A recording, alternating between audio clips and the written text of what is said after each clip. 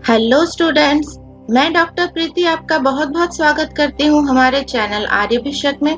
आज की क्लास में हम लोग गर्भकरोटी या फीटल स्कल के बारे में डिस्कस करने वाले हैं। फीटल स्कल के बारे में आगे पढ़ने से पहले आइए थोड़ा सा रिवीजन कर लेते हैं कि हमने पिछले क्लास क्या क्या पढ़ा था। तो हमने पिछले क्लास ये देखा था कि फीटल स्कल के रीजन्स या पार्ट्स 3 होते हैं। सबसे पहले आता है वॉल्ट, दूसरा होता है फेस और तीसरा होता है बेस। यहाँ इस डायग्राम में आप ये रीजन्स बहुत ही क्लियरली देख सकते हैं। वॉल्ट वो हिस्सा होता है जिसमें शिशु का मस्तिष्क सुरक्षित रहता है। बेस वो हिस्सा होता है जिसकी हड्डियां नीचे से ब्रेन को सुरक्षित रखती हैं। और फेस स्कल का वो हिस्सा होता है जो शिशु के चेहरे का निर्माण करता है। अगर हम यहाँ पे 2 लाइंस ड्रॉ करें जो सामने ऑर्बिटल रिज से शुरू होकर पीछे एक गर्दन के पिछले हिस्से तक जाए, वो स्कल के ऊपर का हिस्सा निकालेगी जिसको वॉल्ट कहा जाता है। इसी ऑर्बिटल रिज से अगर एक और लाइन हम ड्रॉ करें जो कि थोड़ी और गर्दन के मिलन स्थल तक जाए, तो ये सामने से स्कल के फेस का हिस्सा अलग करती है। इस वॉल्ट और फेस के हिस्से के बीच में जो हिस्सा रह गया वो बेस कहलाता है। उसके बाद हमने कुछ बोन्स के विषय में पढ़ा था जो वॉल्ट का निर्माण करती हैं, जिनमें ऑसिपिटल बोन, पैरेटल बोन और फ्रंटल बोन भाग लेते हैं। ऑसिपिटल बोन 1 होता है, पैरेटल बोन 2 होते हैं दोनों पार्श्व में और फ्रंटल बोन भी 2 होते हैं दोनों पार्श्व में। इसके अलावा टेम्पोरल बोन का कुछ ऊपर का हिस्सा भी वॉल्ट निर्माण करने में पार्टिसिपेट करता है। उसके बाद हमने स्यूचर्स और फॉन्टानेल्स के विषय में पढ़ा था। स्यूचर्स सीवनिया होती हैं जहां 2 अस्थियों का मिलन होता है, जैसे 2 फ्रंटल बोन के बीच में फ्रंटल स्यूचर या मेटोपिक स्यूचर पाया जाता है। फ्रंटल बोन और पैरेटल बोन के बीच में कोरोनल स्यूचर पाया जाता है। 2 पैरेटल बोन के बीच में सैजिटल स्यूचर पाया जाता है और ऑसिपिटल और पैरेटल बोन के बीच में लैम्डॉइड स्यूचर पाया जाता है। पैरेटल और टेम्पोरल बोन के बीच में स्क्वैमस स्यूचर भी पाया जाता है, जो कि हम साइड व्यू से देख सकते हैं। उसके बाद हमने पढ़ा था कि फॉन्टानेल्स क्या होती हैं। तो फॉन्टानेल्स वो मेम्ब्रेनस गैप्स होती हैं जो एक से अधिक सीवनियों के मिलन स्थल पर पाई जाती हैं। तो फीटल स्कल में 6 प्रमुख फॉन्टानेल्स पाई जाती हैं, जिसमें एक है एंटीरियर फॉन्टानेल या जिसको ब्रेगमा भी कहा जाता है, दूसरा है पोस्टीरियर फॉन्टानेल या जिसको लैम्डा भी कहा जाता है, तीसरा है स्फिनॉइड फॉन्टानेल जो कि दोनों पार्श्वों में 2 होती है और चौथा है मैस्टॉइड फॉन्टानेल जो भी दोनों पार्श्वों में 1-1 यानी 2 पाई जाती है। तो टोटल 6 फॉन्टानेल फीटल स्कल में देखी जाती हैं। हम लोगों ने ये भी पढ़ा था कि स्यूचर्स और फॉन्टानेल्स प्रसव के दौरान शिशु के सर की मोल्डिंग की प्रक्रिया में हेल्प करते हैं, जिससे शिशु के सर का व्यास थोड़ा कम हो जाता है और सुखपूर्वक प्रसव हो पाता है। उसके बाद एक चीज हम लोगों ने ये भी पढ़ी थी कि प्रसव से पूर्व शिशु की जो स्कल की बोन्स होती हैं वो काफी नरम होती हैं और प्रसव के बाद इनमें ऑसिफिकेशन स्टार्ट होता है या अस्थिकरण स्टार्ट होता है। तो हर अस्थि में एक एमिनेंस या प्रोट्यूबरेंस पाया जाता है जहां से ऑसिफिकेशन शुरू होता है। अगर हम इस दूसरे डायग्राम में देखें तो ये स्कल को डायग्रामेटिक दिखाया गया है। इसमें आप लोग देख सकते हैं यहाँ ऑसिपिटल बोन का ये हिस्सा है जहां ऑसिपिटल प्रोट्यूबरेंस से ऑसिफिकेशन शुरू हो रहा है। फिर आ जाता है पैरेटल बोन। 2 पैरेटल बोन्स के पैरेटल एमिनेंस से ऑसिफिकेशन शुरू होता है और सामने अगर फ्रंटल बोन देखा जाए तो फ्रंटल बोन में भी फ्रंटल एमिनेंस से ही ऑसिफिकेशन शुरू होता है। ये जो अस्थिकरण की प्रक्रिया है ये ऐसे केंद्र से शुरू होकर फिर पेरिफेरी तक जाती है और धीरे धीरे पूरी अस्थि ऑसिफाइड हो जाती है या हार्ड हो जाती है और ये स्कल जीवन भर आपके मस्तिष्क की सुरक्षा करता रहता है। तो आइए इसी टॉपिक को आगे बढ़ाते हुए देखते हैं कि फीटल स्कल के एरिया या क्षेत्र क्या क्या होते हैं। प्रसूतिक महत्व के अनुसार फीटल स्कल को 3 भागों में विभाजित किया गया है। सबसे पहले आता है वर्टेक्स, सेकंड में आता है ब्रो या सिंसिपुट और थर्ड में आता है फेस। तो हम लोग यहाँ पे नीचे डायग्राम में देख सकते हैं, ये सामने का हिस्सा चिन से लेके ऑर्बिटल रिज तक फेस कहलाता है। ऑर्बिटल रिज से लेके एंटीरियर फ्रंटानेल या ब्रैगमा तक ब्रो या सिंसिपुट कहलाता है और एंटीरियर फ्रंटानेल से लेके पोस्टीरियर फ्रंटानेल या लैम्डा तक वर्टेक्स कहलाता है। पोस्टीरियर फ्रंटानेल से नीचे या पीछे की तरफ जो एरिया ऑसिपिटल बोन तैयार करता है उसको ऑसिपुट कहा जाता है। अब यहाँ पे हमें एक चीज समझना जरूरी है कि प्रसूतिक महत्व के अनुसार इसके भेद किए गए हैं। इसका अर्थ क्या है? इसका अर्थ ये है कि प्रसव के दौरान शिशु के सर का कौन सा भाग सबसे पहले सामने आ रहा है। शिशु का फेस आ रहा है, ब्रो आ रहा है या वर्टेक्स आ रहा है, उस अनुसार इसको डिवाइड किया गया है। ऑसिपुट को इसमें इसलिए नहीं रखा गया क्योंकि ऑसिपुट कभी भी सेफेलिक प्रेजेंटेशन में सबसे पहले सामने नहीं आता है। आइए इसको और थोड़ा अच्छे से समझ लें। आप लोग ये सेकेंड डायग्राम देख सकते हैं। इसमें आपको कुछ पिक्चर्स दिख रही होंगी जिसमें शिशु के सर पे कुछ लाइंस बनी हुई हैं। आइए देखते हैं ये लाइंस क्या दर्शाती हैं। तो इसके बारे में जानने से पहले हमें 3 टर्म जानना बहुत जरूरी है। एक है फ्लेक्शन, दूसरा है एक्सटेंशन और तीसरा है प्रेजेंटेशन। फ्लेक्शन और एक्सटेंशन सर की पोजीशन के हिसाब से बताया जाता है। जब आपका सर सामने की ओर झुकता है कुछ इस तरह, तो इस पोजीशन को फ्लेक्शन कहा जाता है।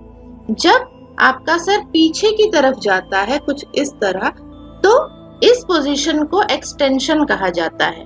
माता के गर्भ में शिशु का सर फ्लेक्शन में है या एक्सटेंशन में है, उस पे डिपेंड करता है कि प्रसव के दौरान उसके कौन सा भाग सबसे पहले बाहर आएगा।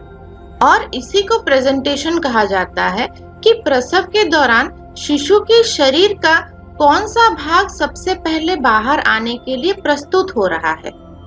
अगर शिशु का सर पहले बाहर आने के लिए प्रस्तुत हो रहा है तो हम उसको सेफालिक प्रेजेंटेशन कहते हैं, और अगर शिशु का बटक यानी पीछे का हिस्सा अगर बाहर आने के लिए प्रस्तुत हो रहा है तो हम उसको ब्रीच प्रेजेंटेशन कहते हैं। ये जितने भी पोजीशंस आपको इस पिक्चर में दिखाई दे रही हैं, ये सब सेफालिक प्रेजेंटेशन में देखी जाती है।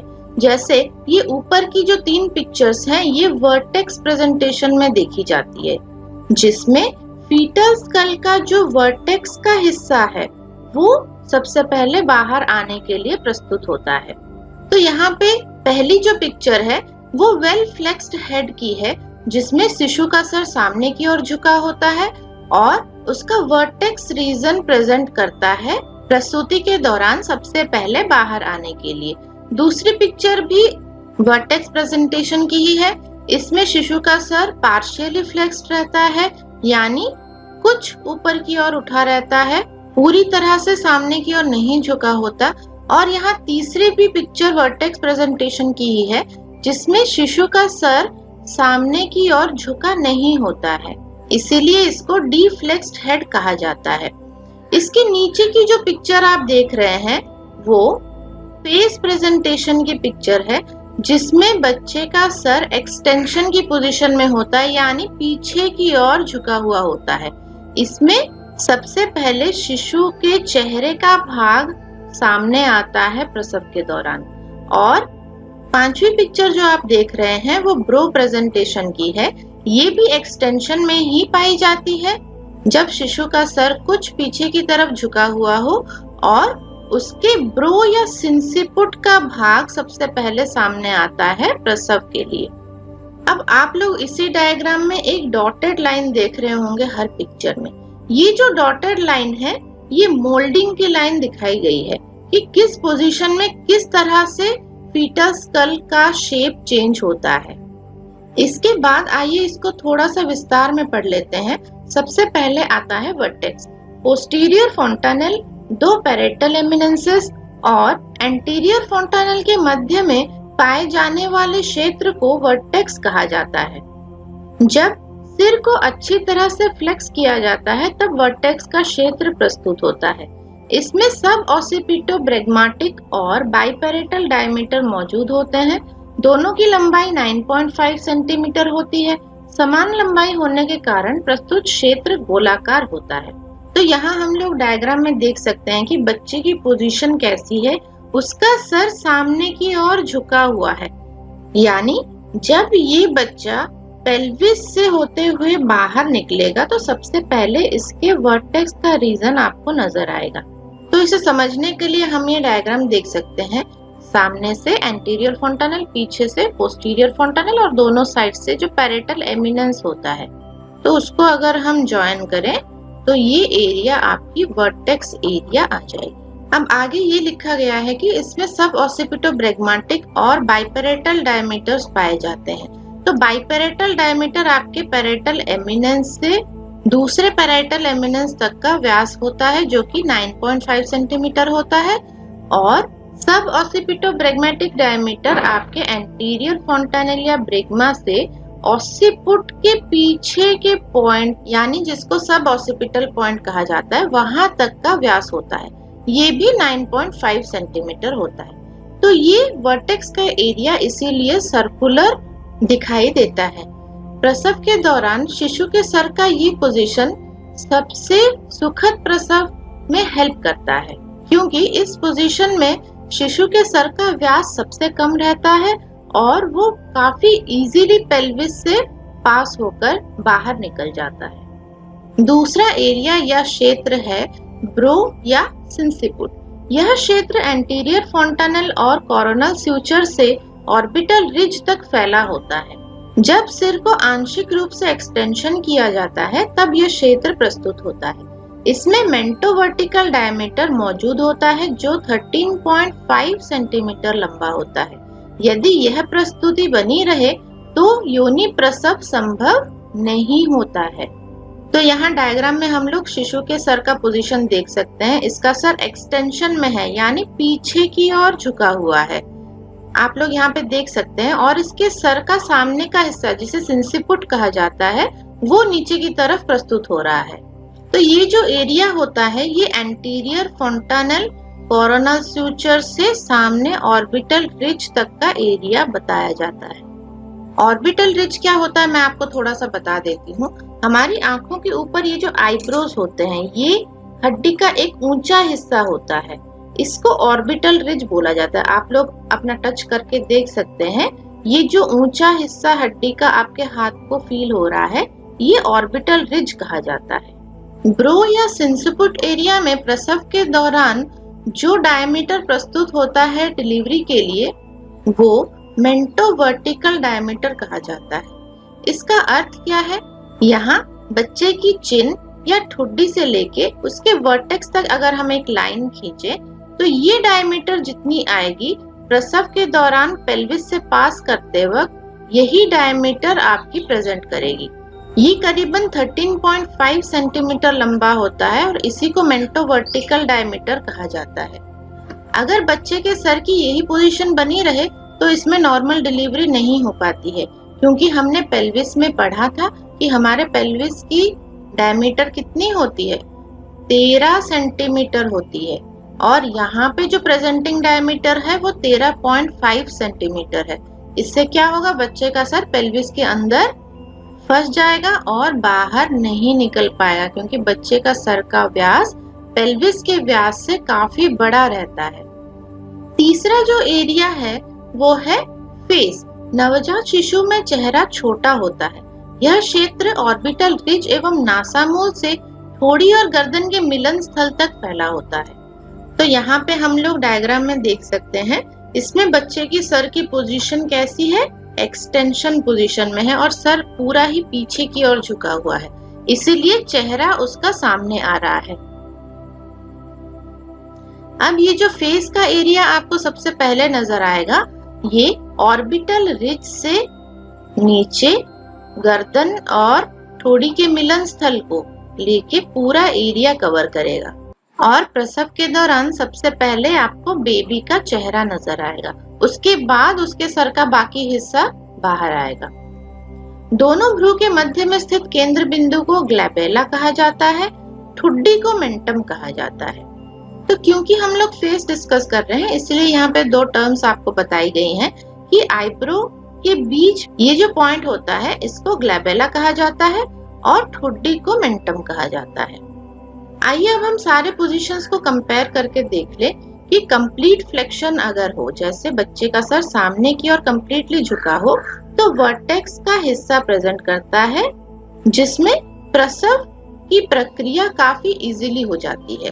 डिफ्लेक्स्ड पोजीशन में यानी बच्चे का सर सामने की ओर पूरी तरह नहीं झुका है और सीधा है, इसको भी वर्टेक्स प्रेजेंटेशन कहा जाता है, लेकिन इसमें सर का काफी बड़ा एरिया आता है, इसको भी वर्टेक्स प्रेजेंटेशन कहा जाता है, लेकिन इसमें डिलीवरी के लिए सर का काफी बड़ा एरिया सामने आ जाता है। अब ये पोजीशन चेंज हो सकती है, डिलीवरी के दौरान हो सकता है बच्चे का सर सामने की ओर झुक जाए और फिर वर्टेक्स प्रेजेंटेशन आ जाए। उसके बाद जो थर्ड पोजीशन हम देख रहे हैं पार्शियल एक्सटेंशन, जिसमें ब्रो या सिंसिपुट प्रेजेंटेशन होता है। इसमें सब बच्चे का सर पीछे की ओर झुका होता है और इसमें बच्चे के सर का व्यास काफी लंबा हो जाता है, जिससे नॉर्मल डिलीवरी हो पाना मुश्किल हो जाती है। फोर्थ पोजीशन आप लोग देख सकते हैं कंप्लीट एक्सटेंशन, जिसमें बच्चे का सर पीछे की ओर पूरी तरह झुका हुआ है और उसका फेस सामने आ रहा है। तो अभी तक हम आपको ये बता रहे थे कि बच्चे के सर के पोजीशन के हिसाब से बच्चे के सर का व्यास भी बदलता रहता है, इसलिए आइए थोड़ा सा इस व्यास के बारे में जानकारी हम आपको दे दें।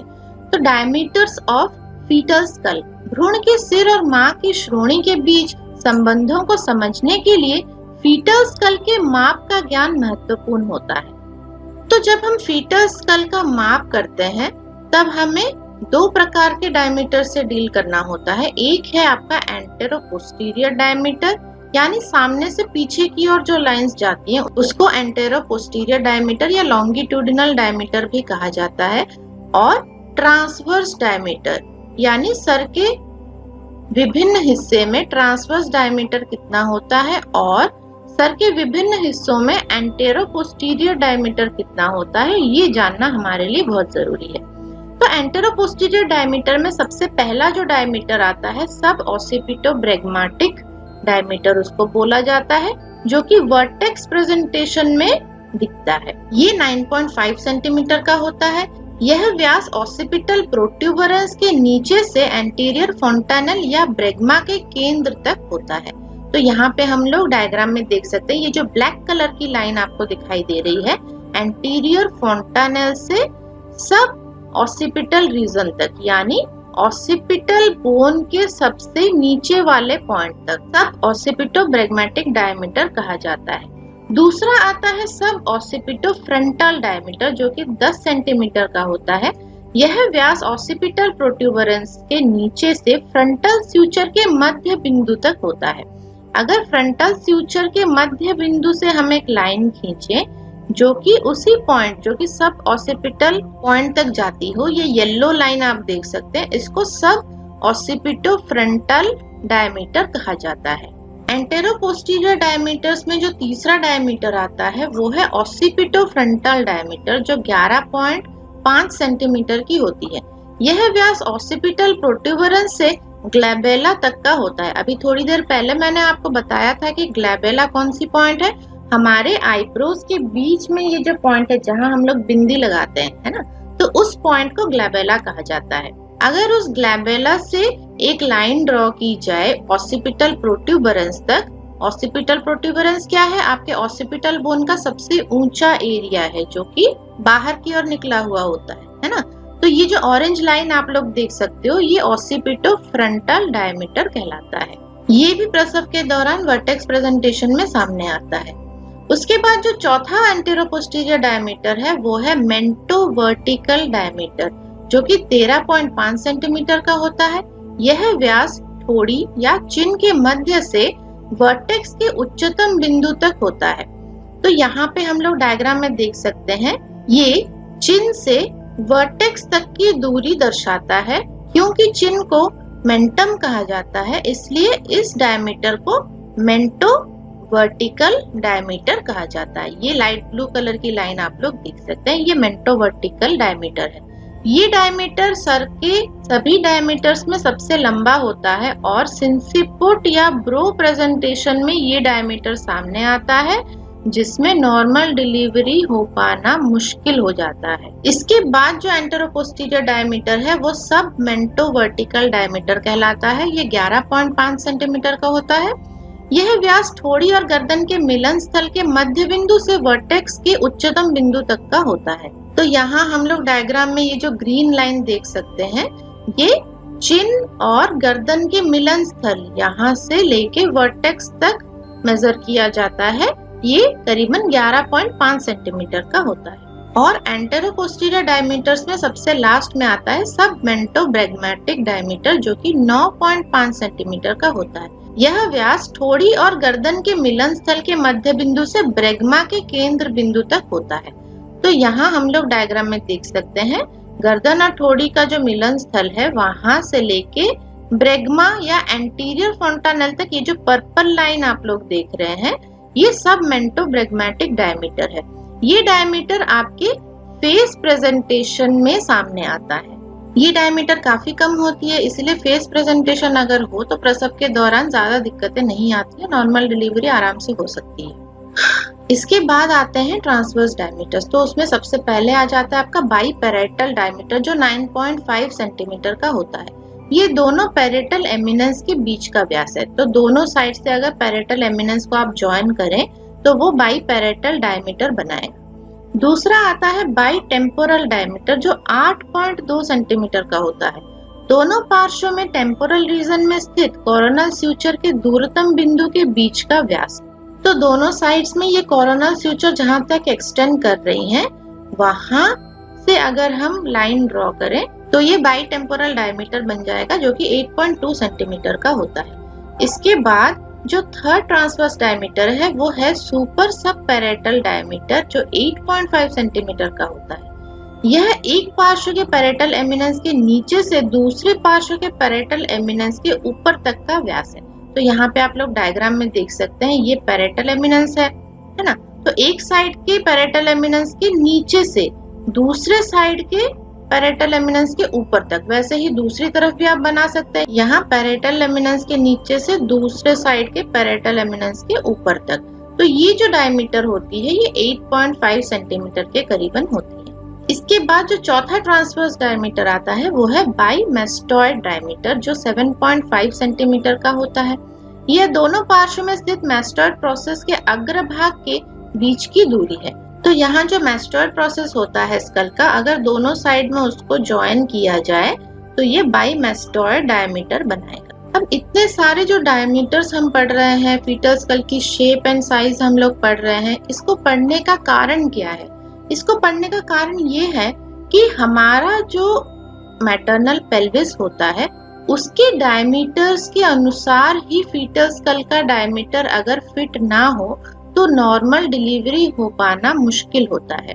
जैसे यहाँ पे आप लोग डायग्राम में देख सकते हैं, ये एक एवरेज मैटरनल पेल्विस है जिसमें एंटेरोपोस्टीरियर डायमीटर 13 सेंटीमीटर की है और ट्रांसवर्स डायमीटर 11 सेंटीमीटर की है। तो जितने भी फीटल स्कल के हमने एंटेरोपोस्टीरियर डायमीटर्स पढ़े, हम लोगों ने ट्रांसवर्स डायमीटर्स पढ़े, तो ये हमने क्यों पढ़े? ताकि ये जो मैटरनल पेल्विस है, मैटरनल पेल्विस के डायमीटर्स के अनुसार ही फीटल स्कल के डायमीटर्स फिट होने चाहिए। जैसे आप लोग यहाँ डायग्राम में देख सकते हैं, ये फीटल स्कल है जो पेल्विस के अंदर आके एंगेज हो रहा है ना। अब यहाँ पे बच्चे के सर की पोजीशन अगर चेंज हो जाए तो ये जो डायमीटर यहाँ पे प्रेजेंट करेगी या प्रस्तुत होगी डिलीवरी के लिए, वो भी चेंज हो जाएगी, जिससे हम अनुमान लगा सकते हैं कि नॉर्मल डिलीवरी फिर हो पाएगी या नहीं। एक और पॉइंट यहाँ पे डिस्कस करना जरूरी है, जो है CPD, या इसको बोला जाता है सेफालोपेल्विक डिस्प्रोपोर्शन। अगर बच्चे के सर का प्रेजेंटिंग डायमीटर मैटरनल पेल्विस के डायमीटर से बड़ा है तब उसको CPD कहा जाता है। उस केस में नॉर्मल डिलीवरी नहीं हो पाती है और वहां पे हमें LSCS करवाना पड़ता है। इसीलिए ये याद रखना जरूरी है कि नॉर्मल डिलीवरी के लिए बच्चे के सर का व्यास हमेशा मैटरनल पेल्विस के व्यास से कम होना चाहिए, तभी जाके सुखपूर्वक प्रसव संभव हो पाएगा। Thank you for watching. I hope आपको आज की क्लास समझ में आई होगी। अगर आपको कोई भी डाउट हो आप हमें कमेंट बॉक्स में जरूर लिखिएगा। हम आपके डाउट क्लियर करने की कोशिश जरूर करेंगे। आप हमारा चैनल सब्सक्राइब कर लीजिएगा और अपने फ्रेंड्स के साथ शेयर करने को बिल्कुल मत भूलिएगा। फिलहाल आज के लिए इतना ही, फिर मिलेंगे अगली क्लास में।